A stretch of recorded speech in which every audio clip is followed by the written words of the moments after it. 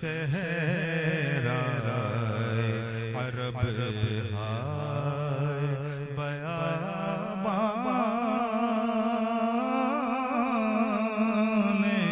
عرب.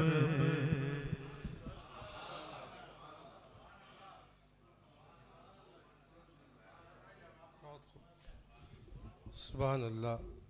محمد ابرار حسین صاحب اعلیٰ حضرت عظیم البرکت شاہ احمد رضا خان فاضل بریلوی علیہ رحمہ کا کلام پیش کرنے کی سعادت حاصل کر رہے تھے.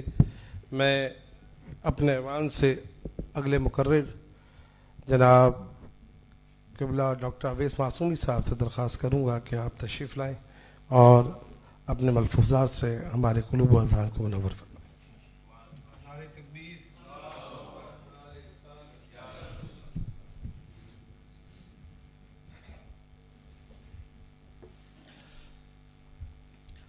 نحمده ونصلي على رسوله الكريم اما بعد فاعوذ بالله من الشيطان الرجيم بسم الله الرحمن الرحيم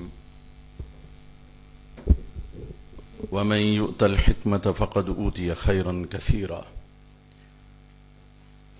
وقال النبي صلى الله عليه وسلم من يرد الله به خيرا يفقهه في الدين او کما قال رسول اللہ صلی اللہ علیہ وسلم. لائق صد عزت و احترام آج کی اس عظیم مجلس کے صدر محترم آستانہ عالیہ مجیدیہ کے رہبر و رہنما حضرت پروفیسر مجید اللہ قادری دامت برکاتہم العالیہ اور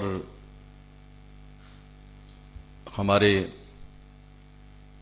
بڑے ہی شفیق اور مہربان ساتھی پروفیسر ڈاکٹر محمد شفیق سہیل شفیق صاحب دامت برکاتہم العالیہ اور کثیر تعداد میں موجود یہاں پر صاحبان عقل و فہم علم و دانش اور سامعین و حاضرین. سب سے پہلے تو میں اللہ تبارک و تعالی کا شکر ادا کرتا ہوں کہ اس عظیم مجلس میں میری حاضری ممکن ہوئی اور یہ اعلی حضرت عظیم البرکت الشاہ امام احمد رضا خان رحمت اللہ تعالی علیہ آپ کے صدقے اور طفیل سے ہوئی. وہ یوں کہ ایک عظیم الشان نعتیہ مقابلہ ہوا وہاں مسرور کیفی نعت اکیڈمی پاکستان کے روح رواں منتظم اعلیٰ حضرت بہت ہی پیارا خوبصورت کلام پڑھنے والے محترم جناب محمد ابرار حسین صاحب زید مجدہ وہاں ہماری ملاقات ہوئی. وہ ملاقات اس پروگرام میں آنے کا سبب بن گئی اور اس میں ذرا تھوڑی سی میں لنک آپ کو بتاؤں. دیکھیے چراغ سے چراغ جلتا ہے اور اسی طرح سے یہ دھاگے یہ رسیاں موٹا رسہ بن جاتی ہیں اور پھر بعد میں ایک مضبوط جو ہے وہ پلر ستون ثابت ہوتی. ہم تو بکھرے ہوئے دھاگے ہیں، ہر دھاگا اپنی جگہ جل رہا ہے، کام کر رہا ہے، روشنی پھیلا رہا ہے. منظر عارفی صاحب کا نام آپ نے سنا ہوگا، میں ضرور نام لوں گا ان کا. صدارتی ایوارڈ یافتہ شاعر بھی ہیں، ادیب بھی ہیں اور نہایت عظیم انسان ہیں. گزشتہ 20 سال سے میرا ان سے رابطہ تھا. اتفاق سے انتظامیہ نے مجھ سے رابطہ کیا. میں نے ان سے کہا کہ جی آپ ہمیں ایک ایسے شاعر و ادیب اور ثناخوان دے دیجئے جو منصف کا کردار ادا کر سکیں ایک مقابلہ نعت میں. تو انہوں نے مجھے محمد ابرار حسین صاحب زید مجدہ کا نام دیا اور ہمارا فون پر ہی پہلا رابطہ ہوا. یہ آج سے کچھ بس یوں سمجھے کہ 1 مہینہ کے اندر اندر کی بات.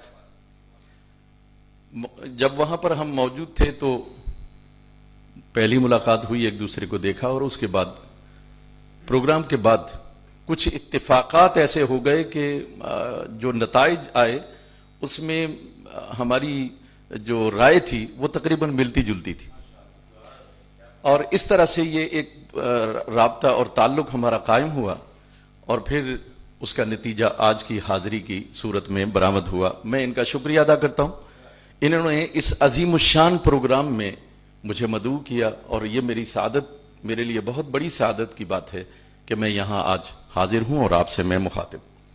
لیکن میں نے میرے بہت سارے بزرگ دوست تو جانتے ہیں کہ میرا جو خاص میدان ہے وہ فقہ اور اصول فقہ کے حوالے سے ہے۔ میں نے اسی پر ریسرچ کی، اسی پر کام کیا، اور پھر بہت ساری کتابیں بھی اسی موضوع پر آئی میری۔ تو اس لحاظ سے میں ایک خشک سا آدمی ہوں، یعنی آپ یہ سمجھیں گے کہ وہ خشکی اصل میں فقہ اور اصول فقہ ایسا ایک سبجیکٹ ہے، ایسا موضوع ہے کہ اس پر جب کام کرنے لگے تھے تب ماہرین نے یہ کہا کہ آپ کوئی اور موضوع چوز کریں، آپ یہ بہت ہی سنجیدہ اور بہت ہی خشک سا مضمون ہے۔ لیکن بہرحال وہ اللہ تبارک و تعالیٰ کی توفیق، بزرگان دین کی نگاہ اور اساتذہ کی رہنمائی میرے کام آ گئی، اور الحمدللہ میں اس میں کامیاب ہوا۔ مجھے نعت کا بھی شوق تھا، میں صرف اس حد تک بات کروں گا، آگے نہیں بات کروں گا۔ مجھے شوق تھا، میں نے کوشش کی، اور اس میں بہت کچھ اہل ذوق سے میں نے سیکھا، اور اب بھی میں سیکھ رہا ہوں۔ لیکن ابھی جو میں نے ذوق یہاں پایا یہ محفل کے اندر، میں نے بندگی صاحب کا جو اللہ پاک انہیں جزائے خیر دے، جس انداز سے تجزیہ کیا اعلی حضرت علیہ الرحمہ کے کلام کا اور تقابل بیان کیا، یقین کریں کہ میرا ایمان تازہ ہو گیا، میرا دل روشن ہوا، اور مجھے یہ ایک نئی جہت بھی ملی کہ اس طرح سے بھی بات کی جا سکتی ہے اعلی حضرت کے حوالے سے، اور یہ بڑی ایک عظیم بات تھی میرے لیے، سیکھنے کی بات تھی۔ اور اسی طرح سے ڈاکٹر صاحب نے جو ختم نبوت کے حوالے سے کلام کیا وہ بھی بڑا عظیم ہے۔ تو میں نے یہاں بیٹھے بیٹھے ایک فیصلہ کیا، میں یہ کتاب ایک کلیات راہی یہ مجھے مرتب کرنے کا شرف حاصل ہوا۔ یہ حضرت علامہ نذر محمد راہی رحمۃ اللہ تعالی علیہ، جنہیں شاعر اہل سنت بھی کہا جاتا ہے اس لیے کہ انہوں نے مولانا سلیم قادری صاحب رحمۃ اللہ تعالی علیہ کے ساتھ وقت گزارا کچھ سنی تحریک میں، اور وہاں انہوں نے ترانہ لکھا تھا۔ لیکن مجھے آج کے پروگرام کے حوالے سے میں یہ لایا تھا کہ میں تحفتاً اپنے محسن محترم جناب محمد ابرار حسین زید و مجدہ کو میں یہ کتاب پیش کروں گا، تحفتاً یہ پیش کروں گا۔ لیکن ابھی میرا جی چاہا کہ اس طرح کی میں جو گفتگو کروں گا وہ خشک ہو گئی، تو میں نے یہاں بیٹھے بیٹھے اس سے پہلے کہ وہ خشکی آپ پر طاری ہو تو میں نے اس کو مختصر کر دیا۔ میں بات کروں گا اس پر جو میں چاہ رہا تھا، لیکن وہ اختصار کے ساتھ کروں گا۔ لیکن یہ جو محفل کا رنگ ہے، اس رنگ میں شامل ہونے کے لیے میں نے سوچا، مجھے اپنے استاذ گرامی کا ایک کلام یاد آیا جو انہوں نے منقبت کی صورت میں اعلی حضرت علیہ الرحمہ پر لکھا تھا۔ وہ مجھے یہاں بیٹھے بیٹھے اتنا ذوق پیدا ہوا یہ اس محفل کی برکت سے، تو میں نے سوچا کہ میں آج اپنے اس ذوق کا اظہار یہاں پر کر دوں تاکہ آغاز ہو جائے، اور پھر انشاءاللہ امید ہے کہ پھول کھلتے رہیں گے۔ تو میں اس حوالے سے استاذ گرامی کا ایک کلام ہے وہ آپ کی خدمت میں پیش کرنا چاہتا ہوں۔ امید ہے کہ انشاءاللہ العزیز میں اس محفل کے وہ جو ایک رنگ بن گیا ہے اس میں عملی طور پر شریک ہو جاؤں گا۔ مچ گئی دھوم دنیا میں سب نے کہا، مچ گئی دھوم دنیا میں سب نے کہا، واہ احمد رضا شاہ احمد رضا۔ مچ گئی دھوم دنیا میں سب نے کہا، مچ گئی دھوم دنیا میں سب نے کہا، واہ احمد رضا شاہ احمد رضا۔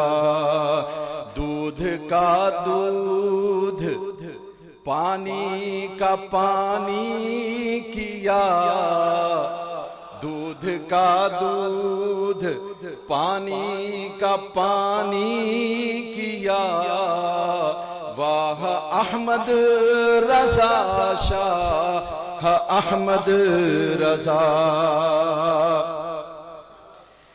گمراہوں کو دکھائی رہے مستقیم،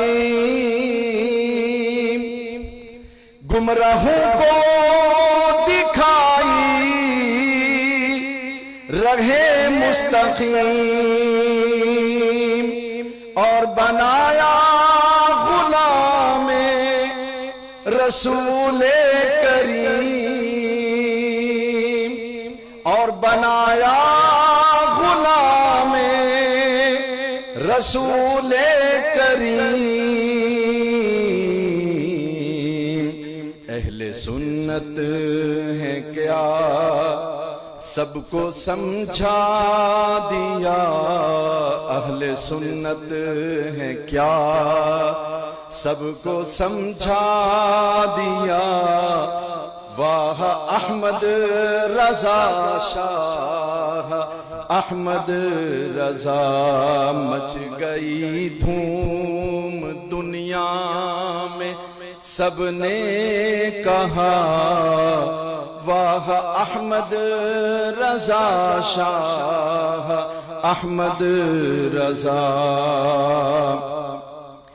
درس عشق محمد،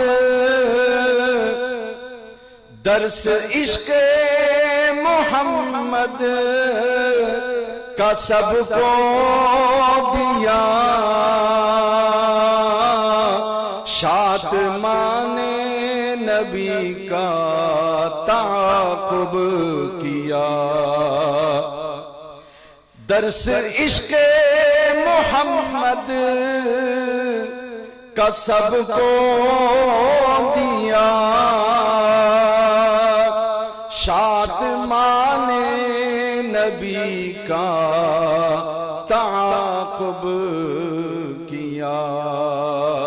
ہند سے تام مدینہ وہ ام القرى،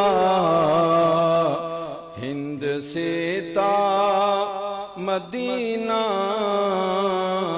وہ ام القرى، واہ احمد رضا شاہ احمد رضا، مچ گئی دھوم دنیا میں سب نے کہا، واہ احمد رضا شاہ احمد رضا۔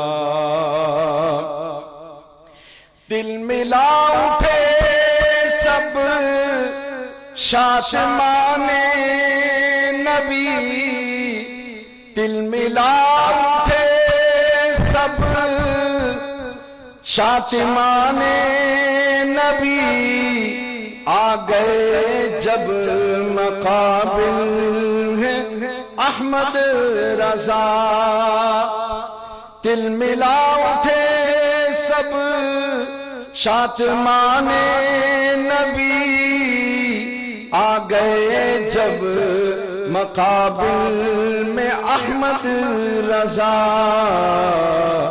آپ کے علم کا روب اور دبدبا، آپ کے علم کا روب اور دبدبا، شاہ احمد رضا شاہ احمد رضا، مچ گئی دھوم دنیا میں سب نے کہا، واہ احمد رضا شاہ احمد رضا۔ محسن اہل سنت ہو تم بے گمان، محسن اہل سنت ہو تم بے گمان، مسلک اہل سنت کے ہو تم جہاں، مسلک اہل سنت کے ہو تم جہاں، خدمت دین کا حق ادا کر دیا، خدمت دین کا حق ادا کر دیا۔ واہ احمد رضا شاہ احمد رضا، مچ گئی دھوم دنیا میں سب نے کہا، واہ احمد رضا شاہ احمد رضا۔ یہ مقطع ہے۔ راہی تم یاد ان کی مناتے رہو، راہی تم یاد ان کی مناتے رہو، گیت تم اعلی حضرت کے گاتے رہو، گیت تم اعلی حضرت کے گاتے رہو، ہے یہی شکریہ ان کے احسان کا، ہے یہی شکریہ ان کے احسان کا۔ واہ احمد رضا شاہ احمد رضا، مچ گئی دھوم دنیا میں سب نے کہا، واہ احمد رضا شاہ احمد رضا۔ دودھ کا دودھ پانی کا پانی کیا، دودھ کا دودھ پانی کا پانی کیا، شاہ احمد رضا واہ احمد رضا۔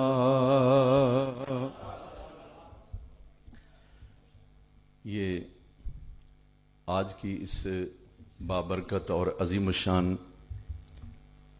مجلس اور محفل اور تقریب سعید کا یہ ایک روحانی پہلو تھا کہ یہاں جو آ جاتا ہے اس کے ذوق میں اضافہ ہو جاتا ہے، ایمان میں تازگی پیدا ہوتی ہے۔ یہی آج کیفیت میری مجھ پہ طاری ہوئی اور پھر اس کا نتیجہ یہ اس کلام سنانے کی ہمت پیدا ہو گئی۔ میں نے قرآن کریم فرقان حمید کی ایک آیہ کریمہ پڑھی، وَمَن يُؤْتَ الْحِكْمَةَ فَقَدْ أُوتِيَ خَيْرًا كَثِيرًا۔ جسے حکمت عطا کی جاتی ہے اسے خیر کثیر عطا کیا جاتا ہے۔ یہ رب العالمین جل وعلا کا پیغام ہے کہ جسے حکمت عطا کر دی جاتی ہے اللہ کی بارگاہ سے، اسے خیر کثیر عطا کیا جاتا ہے۔ اب یہ سمجھنا ہے کہ حکمت کیا ہے، تو رسول اللہ صلی اللہ علیہ وسلم نے فرمایا، من یرد اللہ بہ خیرا یفقہہ فی الدین۔ جب اللہ کسی کی بھلائی چاہتا ہے، خیر چاہتا ہے، تو اسے دین کی سمجھ عطا فرماتا ہے، اسے دین کی سمجھ عطا فرما دیتا ہے۔ اس حوالے سے اعلی حضرت مجدد دین و ملت الشاہ امام احمد رضا خان فاضل بریلوی رحمۃ اللہ تعالی علیہ، آپ کو اللہ تبارک و تعالی نے خیر کثیر عطا فرمایا۔ ایک تو یہ جو اشعار ہیں یہ اصل میں اندر کی ایک کیفیت ہے، جذبات ہوتے ہیں، اس کا اظہار ہوتا ہے۔ اس میں تو کوئی شک نہیں کہ سر خدا کے سامنے جھکے، سر جھکے خدا کے لیے اور دل کے سجدے ہوں مصطفیٰ کے لیے۔ سر جھکے، جب جھکے سر جھکے خدا کے لیے، جب جھکے سر جھکے خدا کے لیے، دل کے سجدے ہوں مصطفیٰ کے لیے۔ تو کامل مومن وہ ہوتا ہے کہ جس کا سر خدا کے سامنے جھکا ہوا ہو اور اس کا دل رسول خدا صلی اللہ علیہ وسلم کے سامنے جھکا ہوا۔ عملی طور پر اگر کسی شخصیت میں یہ بات آپ نے دیکھنی ہے تو وہ امام احمد رضا خان فاضل بریلوی رحمۃ اللہ تعالی علیہ کو آپ دیکھیں۔ ان کا جو سر خدا کے سامنے جھکا ہوا تھا، اس کا مظہر، ان کا وہ علم، ان کا تفقہ اور ان کا وہ فہم اور ان کا جو اجتہاد ہے، اگر آپ اس پر غور کریں گے تو آپ کو پتا چلے گا کہ ان کا سر خدا کے سامنے جھکا ہوا۔ کہیں بھی انہوں نے اپنی رائے یعنی اپنے نفس کی رائے کو اظہار نہیں کیا، یوں تعلی پیش نہیں کی کہ بھائی وہ اپنی ذات کو سامنے رکھا ہو، جو کچھ کیا خدا کے لیے اور رسول کے لیے کیا۔ یعنی یہ جو فتاوی رضویہ ہے یا جد الممتار ہے، آپ اگر اس کا مطالعہ فرمائیں گے تو آپ کو جگہ جگہ قدم قدم حرف حرف ہر سطر میں آپ کو اللہ اور رسول کی اطاعت و فرما برداری نظر آئے گی۔ یہ ہے ان کا سر خدا کے سامنے جھکا ہوا۔ اور وہ جو اشعار کی صورت میں اعلی حضرت علیہ الرحمہ کا مشہور کلام سب سے اعلی و اولا ہمارا نبی، یہ دراصل ان کا جو دل مصطفیٰ کے سامنے جھکا ہوا ہے اس کا اظہار ہے کہ دل جو ہے وہ مصطفیٰ کریم صلی اللہ علیہ وسلم کے سامنے جھکنا چاہیے۔ اب تھوڑا سا ہم آگے بڑھتے ہیں، کیونکہ میں نے خود یہ ٹاپک چوز کر کے دیا تھا۔ میں نے کہا جی اعلی حضرت بطور مجتہد فی المسائل، اب یہ چونکہ میں نے اختیار کیا تھا تو میں اس پر آپ کو اس انداز سے مختصر سی گفتگو سنانا چاہتا ہوں تاکہ آپ کو اندازہ ہو کہ یہ فقہ کیا ہے، فقیہ کسے کہتے ہیں، اور فقیہوں کے نزدیک اس کی تعریف کیا ہے، اصولیین کے نزدیک اس کی تعریف کیا ہے، اور اعلی حضرت علیہ الرحمہ ہمیں کہاں جو ہے وہ کھڑے ہوئے نظر آتے۔ تو اس حوالے سے سب سے پہلے تو آپ فقہ کے جو لغوی معنی ہیں وہ آپ کو جاننا چاہیے کہ کسی چیز کا جان لینا، یہ اصطلاح فقہا میں اس کو فقہ کہتے ہیں، لیکن اصطلاح فقہا میں اس کو تھوڑی سی تفصیل یوں ہے کہ مسائل فرعیہ کو حفظ کرنا جو شخص کر لے اسے فقیہ کہا جاتا ہے۔ فقہ کا معنی مسائل کو جاننا، اور فقیہ اسے کہیں گے جو مسائل جان لے، لیکن اصطلاح فقہا میں فقیہ وہ ہوتا ہے جو کم از کم 3 مسائل فرعیہ سے واقف ہو، اسے فقیہ کہا جاتا ہے۔ یہ اصطلاح فقہا میں فقیہ وہ ہے جو 3 مسائل کم از کم اس کی تفصیلات سے، اس کے دلائل سے وہ واقف نہ ہو تو نہ ہو، بس صرف فقہا کے جو اقوال ہیں اسی بنیاد پر اگر اسے 3 مسائل آتے ہیں تو وہ فقیہ ہے۔ 3 مسائل اگر وہ جانتا ہے نماز میں، روزے میں، کسی بھی حوالے سے، تو اسے فقہا کی اصطلاح میں اسے فقیہ کہا جاتا ہے۔ چلیے وہ اس میں یوں ہے، جیسے قرآن میں حکم ہے نماز پڑھو، تو قرآن میں ہے اقیم الصلاۃ، نماز قائم کرو، تو یہ قرآن کی ایک دلیل ہے۔ اگر کوئی یہ نہ بھی جانتا ہو لیکن اتنا جانتا ہے کہ اللہ کا حکم ہے کہ نماز پڑھو، زکوٰۃ ادا کرو، اگر ایک مسئلہ اور روزہ رکھو، یہ ہے، بس وہ جانتا ہے تو وہ فقیہ ہے، سمجھدار آدمی ہے، اس کو اللہ نے خیر عطا فرمایا۔ دین کے بارے میں اتنا جان لینا بھی یہ فقہا کے نزدیک یہ فقیہ کہلاتا ہے کہ جس کو 3 مسائل جو ہیں وہ یاد ہوں۔ لیکن یہ تو فقہا کی تعریف ہے، کچھ وہ ہیں جو اصولیین ہیں، ان سے اوپر کے جو علماء ہیں، ان کے نزدیک فقہ اور فقیہ کسے کہتے ہیں، اس حوالے سے علامہ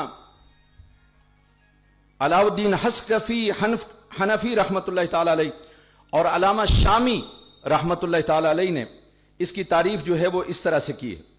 وہ فرماتے ہیں الفقہ لغتاً العلم بالشیء، کہتے ہیں فقہ کہ لغوی معنی یہ ہے کہ کسی شے کا جان لینا، لیکن وہ اصطلاحاً عند الاصولیین العلم بالاحکام الشرعیۃ الفرعیہ المکتسبۃ من ادلتها التفصیلیہ، کہتے ہیں کہ یہ جو فقیہ ہے یا فقہ ہے، اصولیین کی اصطلاح میں ایسا علم احکام شرعیہ، شرعی احکام کا وہ علم کہ جو ادلہ تفصیلیہ کے ذریعے سے معلوم ہو، یعنی اس پر ہر جو شرعی حکم ہے اس پر اسے ادراک ہو کہ قرآن کیا کہتا ہے، حدیث کیا کہتی ہے، قیاس کیا کہتی ہے، اجماع کیا کہتا ہے، یا علماء کا اس پر کیا موقف ہے، یہ تمام دلائل تفصیلیہ ان کو معلوم ہوں تو اسے فقیہ کہیں گے۔ یہ اصولیین کے لیے، یعنی اصولیین میں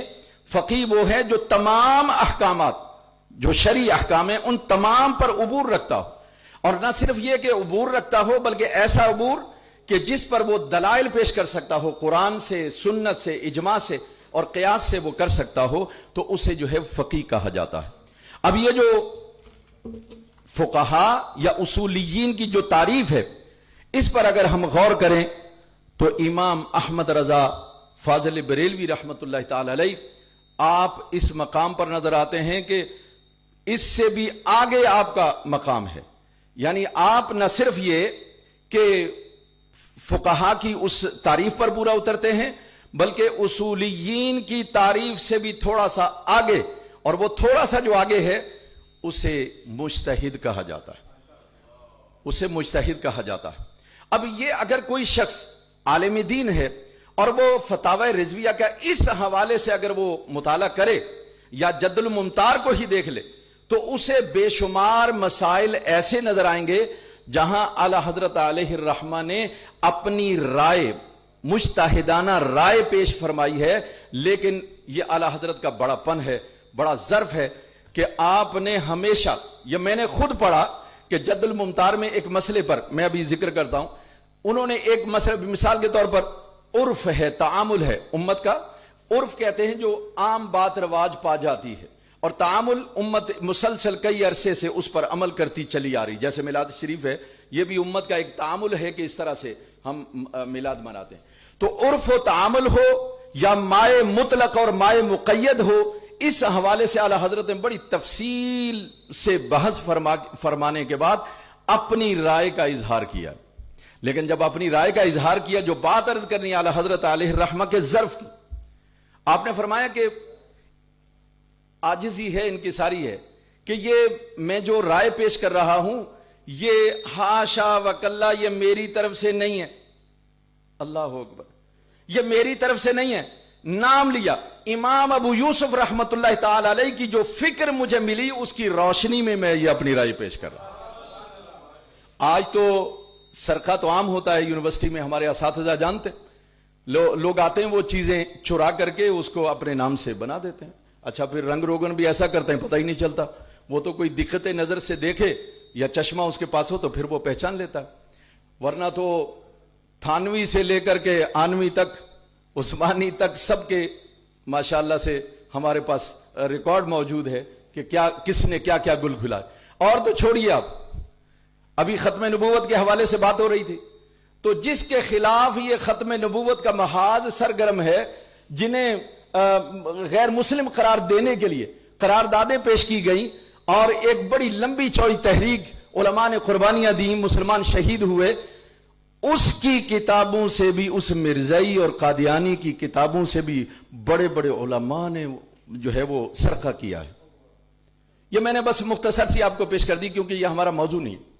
لیکن اعلی حضرت علیہ الرحمہ کا ظرف میں نے بیان کرنا تھا, اس لیے میں نے یہ بیان کیا کہ دیکھیے اعلی حضرت عظیم البرکت شاہ امام احمد رضا خان فاضل بریلوی رحمت اللہ تعالی, اللہ نے تفقہ دیا, اللہ نے خیر کثیر عطا فرمایا, اللہ نے حکمت عطا فرمائی, اپنی رائے مجتہدانہ رائے کا اظہار کر رہے ہیں, لیکن فرما رہے ہیں کہ یہ حاشا وکلا یہ میری رائے نہیں, یہ رائے میں نے لی ہے امام ابو یوسف رحمت اللہ تعالی. میں نے جب پڑھا میں وجد میں آ گیا, میں نے کہا یہ شخصیت کا عظمت ہوتی ہے کہ وہ جہاں سے اسے خوشبو ملی اسے وہ بھولتا نہیں, اپنے نام سے پیش نہیں کیا. آپ چاہتے تو کر دیتے, کسی کو مجال نہیں تھی کہ کوئی بات کرتا, لیکن آپ علیہ الرحمہ نے یہ واضح کیا کہ یہ بات میں نے امام ابو یوسف رحمت اللہ تعالی علیہ سے لی. اب مسئلہ یہ ہے کہ بہت سارے مسائل پیش کیے جا سکتے ہیں اور بڑے طویل بھی ہیں, ان پر بات کی جا سکتی ہے. میں صرف آپ کو ایک مسئلہ بیان کر کے تاکہ اس کے متعلق جو ہے امام احمد رضا خان فاضل بریلوی رحمت اللہ تعالی علیہ نے کیا اپنا رائے پیش کی ہے وہ پیش کر کے میں صرف اپنے اس موضوع کے حوالے سے اتنا سا تاکہ یہ ثابت ہو جائے اور میں پھر آپ سے اجازت چاہوں گا. وہ کیا ہے؟ اچھا یہ بھی بات بتا دوں آپ کو, آپ نے جو نئے قواعد دریافت کیے ان کو خود جو ہے وہ یوں سمجھیے رضوی ضابطہ کے نام سے آپ نے خود لکھا, یا اعلی حضرت علیہ الرحمہ نے خود جو ضابطے آپ نے بنائے, جہاں جہاں آپ کی رائے قائم ہوئی تو آپ نے اس ضابطہ اور اصول بنا دیا اور اس کا نام خود دیا رضوی ضابطہ نمبر 1, رضوی ضابطہ نمبر 2, رضوی ضابطہ نمبر 3, اس طرح سے, اور بے شمار ضابطے آپ نے قائم فرمائے. لیکن اس میں ایک اہم بات جو ہے وہ جو میں آج کے حوالے سے آپ کے سامنے پیش کرنا چاہتا ہوں وہ ہے, دیکھیے یہ جو نماز پڑھی جاتی ہے کوئی شخص جماعت میں اگر آ جاتا ہے، ایک شخص آ رہا ہے، جماعت ہو رہی ہے، اور اس نے دیکھا کہ جماعت ہو رہی ہے لیکن جماعت ہونے والی ہے، اس نے اپنے فرض پڑھنا شروع کر دی. فرض مسجد میں آنا یہ واجب جو ہے وہ جماعت کے لیے ہے، فرض نماز کے لیے، سنتوں کے لیے نہیں ہے. تو اب اگر کوئی شخص آیا اور کسی وجہ سے جان بوجھ کر یا بے جانے بوجھے اس نے فرض نماز شروع کر دی امام سے پہلے، اب یہ ابھی 3 رکعتیں اس کی ہوئی تھیں، اس کے بعد امام صاحب آ گئے اور انہوں نے جماعت قائم ہو گئی، اقامت کہی گئی، جماعت قائم ہو گئی. اب ایک اصول ہے احناف کے ہاں، وہ یہ ہے کہ فرمایا وَإِن صَلَّى ثَلَاثًا مِّنْهَا أَتَمَّ ثُمَّ اقْتَدَى مُتَنَفِّلًا. اب کیا ہے، یہ قاعدہ احناف نے دیا ہے کہ بھئی اگر کوئی شخص نماز پڑھ رہا تھا، 3 رکعتیں ہو گئیں اور ادھر امام صاحب نے جماعت قائم کر دی، اقامت ہو گئی، اب اس کو کیا کرنا چاہیے؟ اس کو چاہیے کہ اتم رکعتیں 4 پوری کر لے. جب 4 رکعتیں پوری کر لے تو اس کے بعد نفل کی نیت سے وہ ان کی اقتداء میں شامل ہو جائے. یہ احناف کا ایک اصول ہے، ایک قاعدہ ہے جس کو علامہ ابن عابدین شامی نے اپنی کتاب میں بیان فرمایا. لیکن یہاں بہت سارے مسائل پیدا ہوتے ہیں. ان مسائل کو اعلی حضرت عظیم البرکت شاہ امام احمد رضا خان فاضل بریلوی رحمۃ اللہ تعالی علیہ نے جو ہے وہ حل کیا. وہ کیسے؟ دیکھیے، جماعت جو ہے وہ واجب ہے. چاہیے تو یہ کہ ایک شخص جماعت کو ترک کر کے، واجب کو ترک کر کے تو اپنی نماز پڑھ رہا ہے تو واجب کو ترک کیا ہے، تو چاہیے یہ کہ اپنی نماز کا اعادہ کرے. یہ ایک مسئلہ ہے. بھئی جب واجب ترک ہو جاتا ہے تو یا تو سجدہ سہو کرے یا پھر یہ ہے کہ نماز کا اعادہ کرے، تب اس کی نماز ہوتی ہے، ورنہ نہیں ہوتی. لیکن امام احمد رضا خان فاضل بریلوی رحمۃ اللہ تعالی علیہ نے اس کے اندر فرمایا کہ اس میں تو کوئی شک نہیں ہے کہ یہ جو جماعت کا ترک اس نے کیا، یہ کیا ہے؟ یہ مکروہ تحریمی ہے. یہ مکروہ تحریمی ہے. لیکن نماز کے اعادے کا حکم اس لیے نہیں دیا جائے گا کہ یہ جو جماعت ہے یہ نماز کے درست ہونے کے لیے واجب نہیں ہے. جماعت نماز کے درست ہونے کے لیے واجب نہیں ہے، تو چونکہ وہ الگ ایک واجب ضرور ہے، اس کی خلاف ورزی مکروہ تحریمی ہے، گناہ ہے، لیکن چونکہ وہ نماز کا حصہ نہیں ہے، بغیر جماعت کے بھی اگر کوئی نماز پڑھے گا تو اس کی نماز ہو جائے گی. بغیر جماعت کے بھی اگر کوئی شخص نماز پڑھتا ہے اس کی نماز ہو جائے گی. لہذا ہم اس کو اعادے کا حکم نہیں دیں گے. یہ اعلی حضرت علیہ الرحمہ نے یہ اصول نکالا اور اس سوال کا جواب دیا کہ جی یہ شخص واجب کا تارک ہو رہا ہے. تو آپ نے ان کو جواب دیا کہ دیکھیے، واجب کا تارک بھی ہے، مکروہ تحریمی بھی ہے، یہ گناہ کی بات بھی ہے، لیکن قابل اعادہ نماز اس لیے نہیں کہ جماعت نماز کا حصہ نہیں ہے. الگ سے تو واجب ہے کہ جماعت سے نماز پڑھو، یہ واجب ہے، لیکن چونکہ یہ نماز کا حصہ نہیں، اس لیے جو ہے ہم اس کو اعادے کا حکم جاری نہیں کریں گے. اس کی مثال بھی دی. اعلی حضرت علیہ الرحمہ نے فرمایا کہ دیکھو، قرآن کو ترتیب سے پڑھنا واجب ہے، چاہے نماز ہو چاہے غیر نماز. یہ بات یاد رکھیے، قرآن کو جس ترتیب سے قرآن ہمارے پاس موجود ہے اسی ترتیب سے پڑھتے چلے جانا یہ ہم پر واجب ہے. اور اگر کوئی شخص جو ہے نا وہ 2 آیتیں ادھر پڑھتا ہے 2 آیتیں ادھر پڑھتا ہے، یہ جائز اور درست نہیں ہے. بالکل ایسے جیسے محافل قرآن خوانی وغیرہ میں لوگ جاتے ہیں تو ایک صفحہ ایک پڑھ رہا ہوتا ہے، ایک صفحہ ایک پڑھ رہا ہے، یہ جائز اور درست نہیں ہے. یہ فتاوی رضویہ کے مطابق یہ حرام ہے، اس لیے کہ اس میں کیا ہو رہا ہے کہ وہ کٹ رہا ہے، تعلق جو ہے آیات کا ایک دوسرے سے کٹ رہا ہے، اس لیے وہ درست نہیں ہے. اعلی حضرت علیہ الرحمہ نے یہاں پر بطور دلیل یہ پیش کیا، اگر کوئی شخص نماز پڑھ رہا ہے، چاہے وہ امام ہے چاہے وہ منفرد ہے، ہر حال میں اگر کسی شخص نے ایسا کیا کہ اس کو ترتیب سے قرآن پڑھنا تھا، مثلا سورہ بقرہ پڑھی تو اس کے بعد سورہ آل عمران پڑھ لیتا، اس کے بعد والی پڑھتا، لیکن اب کسی نے سورہ آل عمران پہلے پڑھی اور اس کے بعد دوسری رکعت میں یا اسی میں اس نے سورہ بقرہ پڑھنا شروع کر دی، تو یہ عمل یہ مکروہ تحریمی ہے. لیکن نماز کے اعادہ ہم حکم نہیں دیں گے. کیوں نہیں دیں گے؟ اس لیے کہ قرآن میں اس ترتیب سے، نماز کے اندر اس ترتیب سے قرآن پڑھنا واجب نہیں، نماز کا حصہ نہیں. کیونکہ اللہ تبارک و تعالیٰ نے فرمایا کہ جتنا تمہیں قرآن یاد ہے بس اتنا سے پڑھ لو.